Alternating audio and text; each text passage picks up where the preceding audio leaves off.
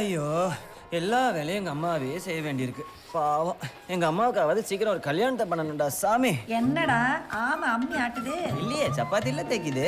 டாய் அப்ப இல்லம்மா, ஊர்ல இருக்க லோகமாமா, பூங்குடியக்கா, பக்கத்து வீட்டு அல்லிமுத்து, குட்டி பசங்க இவங்க எல்லாரையும் பூ பழம் சீரஸ் தட்டுலாம் வாங்கிட்டு வர சொல்றியாம்மா? ஏன்டா ஏதாவது கோயிலுக்கு போய் மொட்டை போட போறியா? இல்லம்மா, ஆ. அன்னைக்கு ரோட்ல ஒரு பொண்ணை பார்த்தேன். தூரத்துல தான் பார்த்தேன். செம்மையா இருந்தா.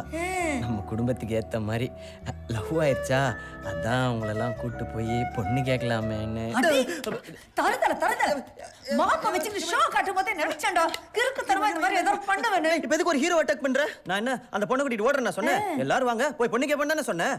எத்தனை நாள் தான் உன் கையில அடி வாங்குறதா? எது? எனக்கு எல்லாரும் மாதிரி ஒய்ஃப் கையால் அடி வாங்கணும்னு ஆசை இருக்காதாமா? என்னடா தகுதி இருக்கு உனக்கு பொண்ணு கேக்குறதுக்கு? 27 வயசாச்சே, போதாதா? சார் என்ன வேலைக்கு போறாரு? ஏன் கேக்குற?